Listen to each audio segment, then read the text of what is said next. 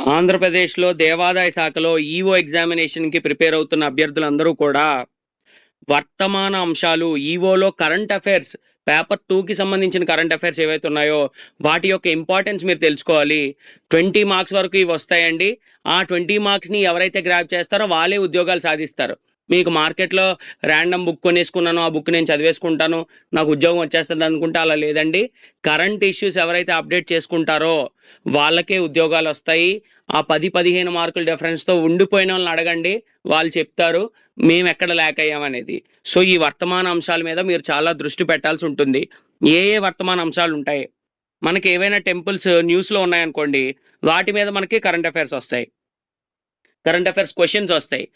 Persons in news అంటే TTD chairman అవ్వచ్చు, TTD EO అవ్వచ్చు, లేదంటే ఎండోమెంట్ కమిషనర్ అవ్వచ్చు, ఎవరైనా మారినా సరే, కొత్త పోస్టింగ్స్ ఇచ్చినా సరే, వాళ్ళ కోసం మనకి క్వెషన్స్ అనేవి రావడం జరుగుతది.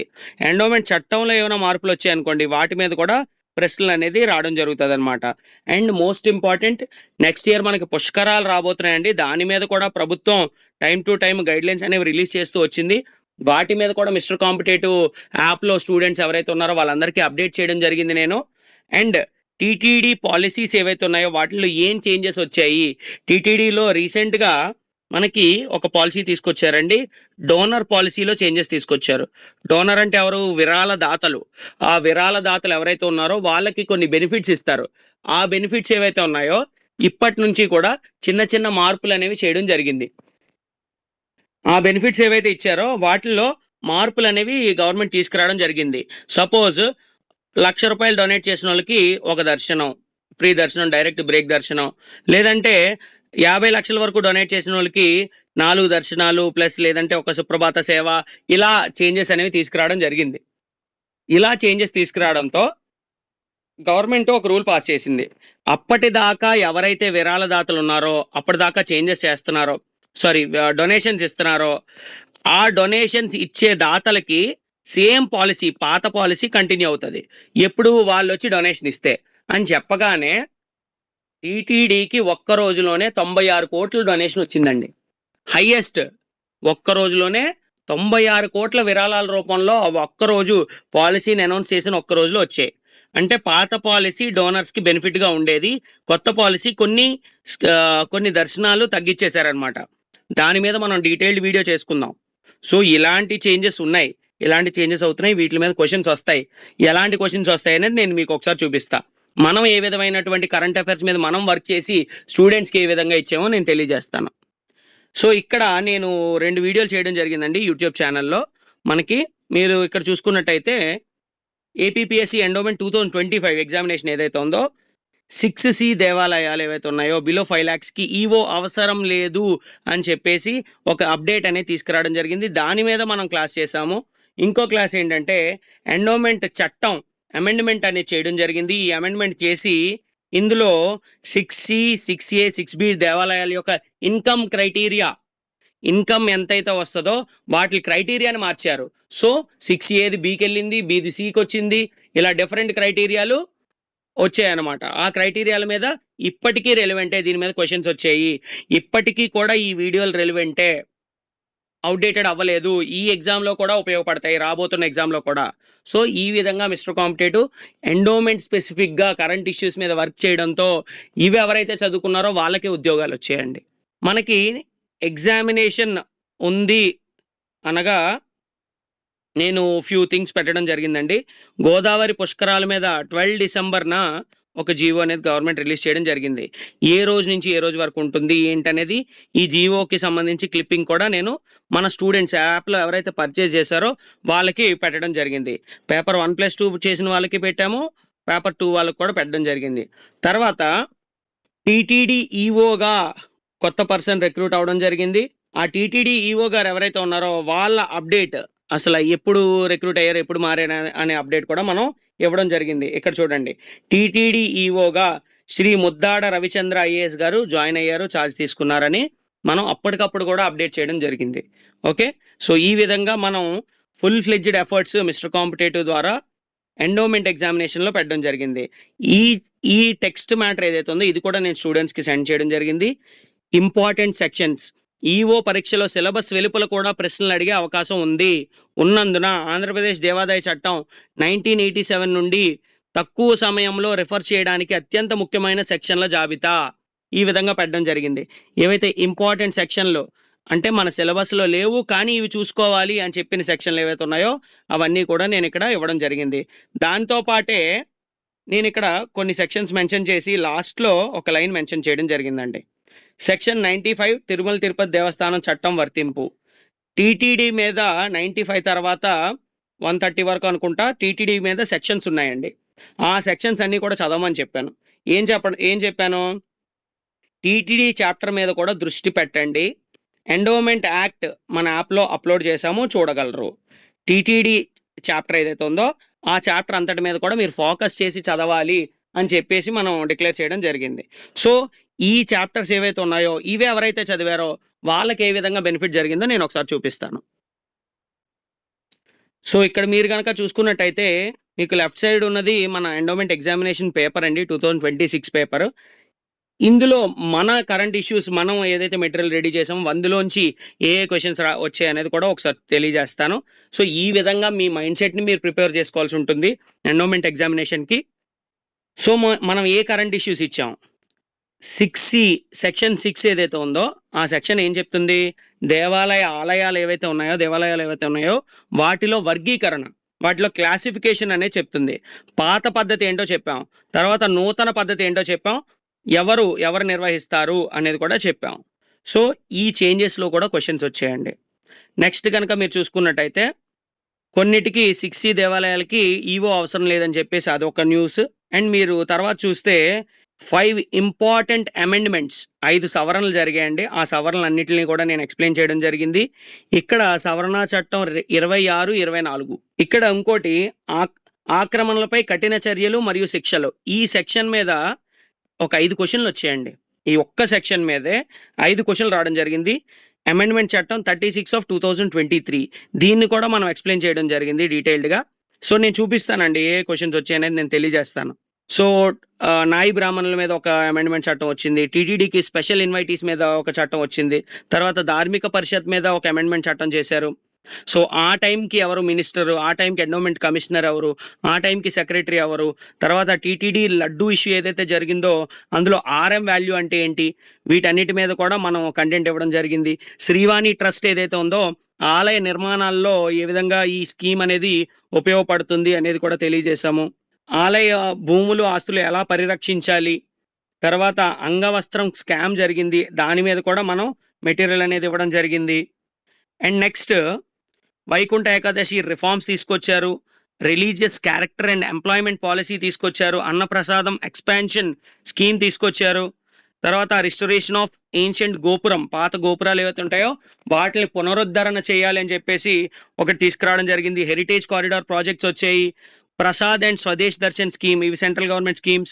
కామన్ గుడ్ ఫండ్ అంటే ఏంటి, తర్వాత విఐపి దర్శనంపై సుప్రీంకోర్టు ఏం చెప్పింది, యునెస్కో MOW ప్రోగ్రామ్ అంటే ఏంటి, memory of the world program అంటే ఏంటి, వీటన్నిటి చాలా చాలా ఇంపార్టెంట్ అండి, చాలా very important things.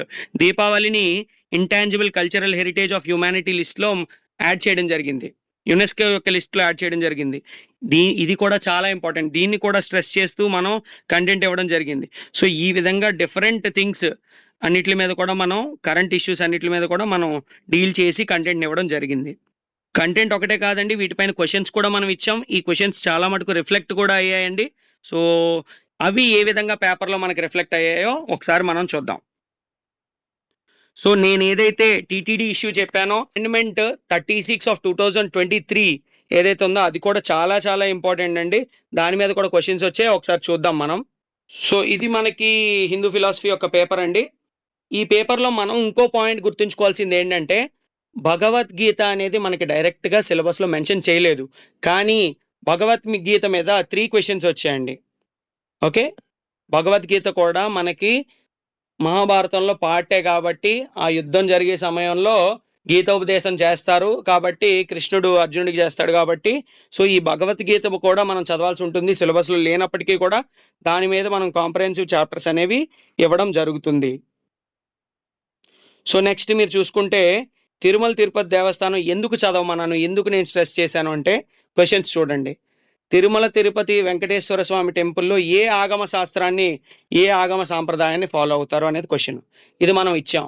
Last time కూడా వచ్చిందండి. ప్రీవియస్ ఇయర్ క్వశ్చన్ పేపర్స్ కూడా మీకు చూడమనేది అందుకే. సో లాస్ట్ టైం కూడా ఈ క్వశ్చన్ అనేది రిపీట్ అయింది.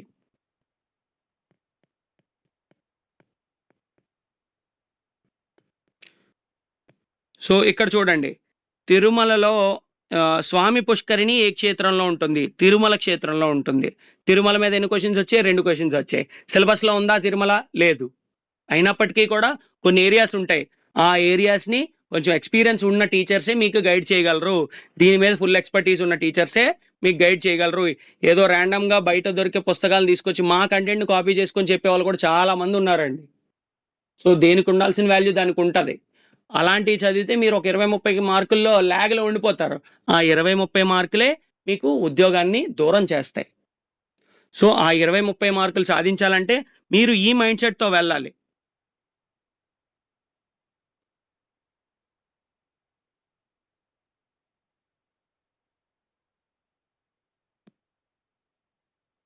సో ఇందాక మనం చూసాం. ఏం చూసాం? 6A, 6B, 6C దేవాలయాల యొక్క ఇన్‌కమ్ క్రైటీరియా మారింది. ఆ ఇన్‌కమ్ క్రైటీరియాని మెన్షన్ చేస్తూ క్వెషన్ వచ్చింది. ఓకే. సో ఇది వాడు టఫ్ చేయాలి అనుకుంటే చదవలేని వాళ్ళకి 6A క్రైటీరియా ఇచ్చి ఇక్కడ పాత ఫిగర్స్ ఏవైతే 2-25 lakhs లేదంటే బిలో 5 lakhs ఇలా ఇచ్చేసి 50 lakhs to 1 crore అని ఇచ్చేసాడు అనుకోండి, చాలా కన్ఫ్యూజ్ అవుతారు చదవలేని వాళ్ళు. సేమ్ ఇది 6Bకి సంబంధించి కూడా ఇలాంటి క్వశ్చన్ రావడం జరిగిందండి. నెక్స్ట్, తిరుమల తిరుపతి దేవస్థానం చదవమన్నాం. ఎందుకు చదవమన్నాం? బడ్జెట్ ఎవరు శాంక్షన్ చేస్తారని వచ్చింది question.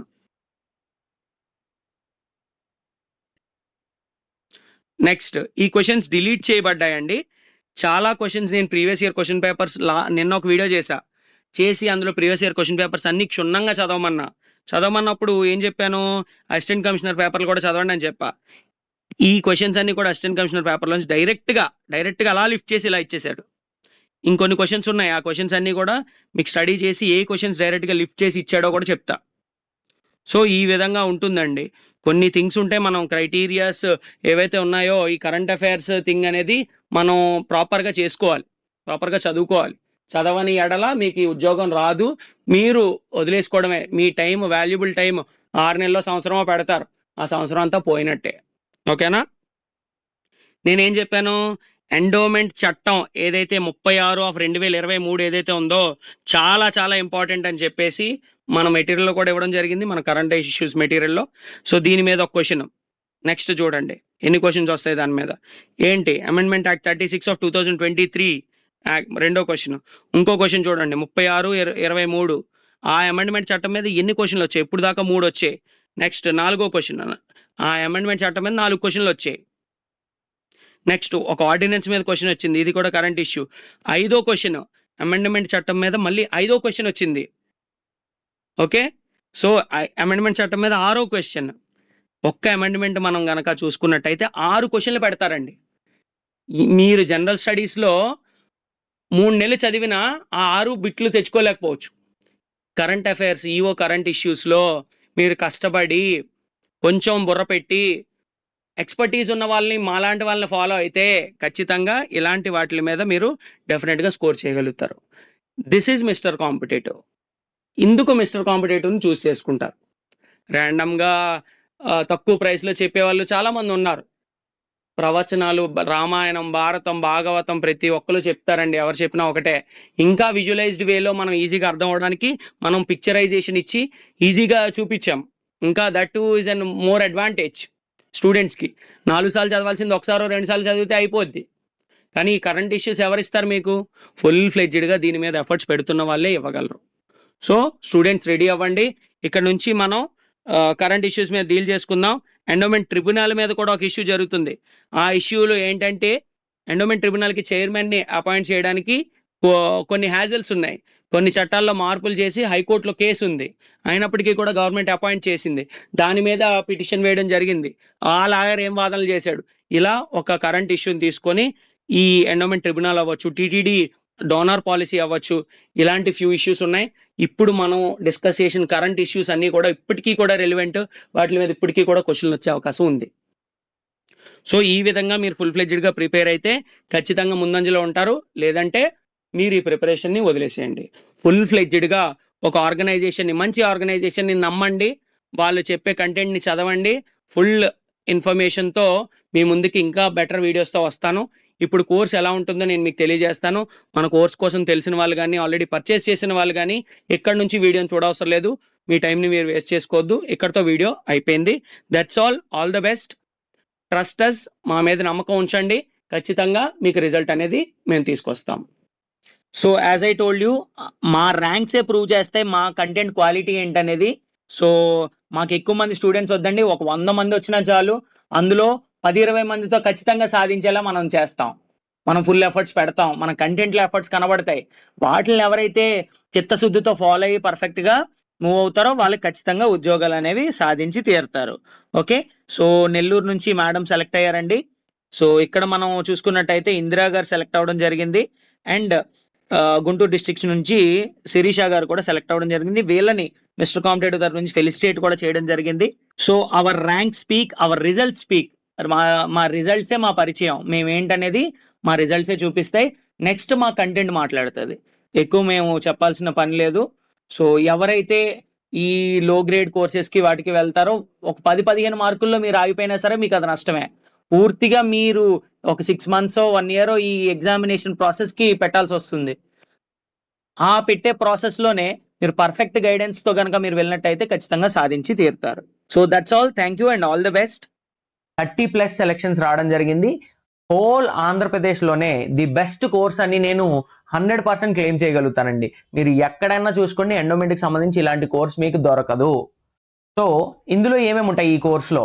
State wide prelims grand test పెట్టామండి, టాపిక్ వైజ్ టెస్ట్ ఉంటాయి, అండ్ స్ట్రాటజీ వీడియోస్ ఉంటాయి. ప్రసిద్ధ పుణ్యక్షేత్రాలు ఏవైతే జిల్లా వారీగా ఇంపార్టెంట్ పుణ్యక్షేత్రాలు ఉన్నాయో అన్నిటికీ సంబంధించి కంటెంట్ పెట్టడం జరిగింది.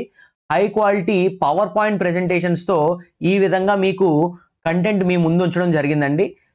ఏవైతే మైండ్ మ్యాప్స్ ఉన్నాయో, ఇంపార్టెంట్ కీవర్డ్స్, ఎగ్జామ్లో వచ్చే అవకాశం ఉండే కీవర్డ్స్, ఇవన్నీ కూడా హైలైట్ చేయడం జరిగింది. And at the same time మీ కళ్ళ ముందే రామాయణ భారత భాగవతాలు మీ ముందే జరుగుతున్నట్టు అనిపిస్తుందండి. This is the best content. ఇంకా మీరు ఎక్కడికి వెళ్ళాల్సిన అవసరం లేదు.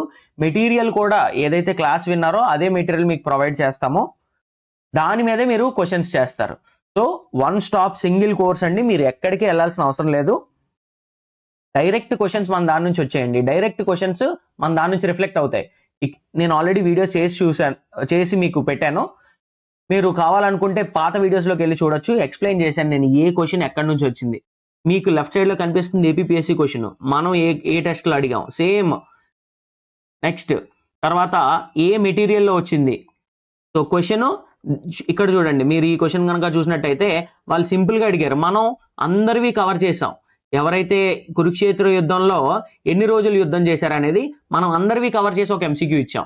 వాళ్ళు సింపుల్గా ఒకళ్ళ క్వశ్చన్ అడిగారు. సో క్వశ్చన్స్ ఈజీగానే ఉంటాయి. మీరు 1 stop సొల్యూషన్గా ఈ కోర్సును పెట్టుకుంటే 100% మీకు రిజల్ట్స్ అనేవి వస్తాయండి. సో ఇంకేంటంటే ఇక్కడ ఫ్యామిలీ ట్రీ రూపంలో ఇక్కడ ఏదైతే మీకు కనిపిస్తుందో ఏవైతే మొత్తం క్యారెక్టర్స్ ఉన్నాయో వాటినే అడుగుతారండి. క్యారెక్టర్స్, ప్లేసెస్, ఈవెంట్స్ ఇలాంటివి అడుగుతారు. ఇవన్నీ డీటెయిల్డ్గా ఇలా మైండ్ మ్యాప్ వేసి ఎక్స్ప్లెయిన్ చేయడం జరిగింది. సో ఇక్కడ మీరు చూసుకున్నట్టయితే భాగవతంలో అవతారాలండి, డైరెక్ట్గా మీ కళ్ళ ముందే అవుతున్నట్టు ఉంటుంది. ఈజీగా ఒక్కసారి చదివితే గుర్తుండిపోయేలా ఉంటుంది. సో చట్టాన్ని ఇక్కడ దేవాలయాలు ఇలా మీకు ఇవ్వడం జరిగింది. నెక్స్ట్ వచ్చేసి చట్టం అండి, ఎండోమెంట్ చట్టము. ఎండోమెంట్ చట్టాన్ని కూడా డీటెయిల్డ్గా ఎక్స్ప్లెయిన్ చేసాము. ఇది కొంచెం కాంప్లికేటెడ్గా ఉంది. ఇలా టేబుల్స్ వేసి ఈజీగా అర్థమయ్యే రీతిలో మీకు మొత్తం కంటెంట్ని ఇవ్వడం జరిగింది. సో నేను మీకు ఏదైతే స్క్రీన్ పైన కనిపిస్తున్న నెంబర్ ఉందో 9063013089 ఈ నెంబర్కి మీరు కాల్ చేయొచ్చు, వాట్సాప్ చేయొచ్చు. వాట్సాప్ చేసి మీరు ఎన్రోల్ కావచ్చు. డిస్క్రిప్షన్ బాక్స్లో మిస్టర్ కాంపిటేటివ్ యాప్ లింక్ ఇవ్వడం జరిగిందండి. ఆ యాప్ లింక్ ద్వారా కూడా మీరు లాగిన్ అయ్యి ఎన్రోల్ కావచ్చు. All the best. Thank you.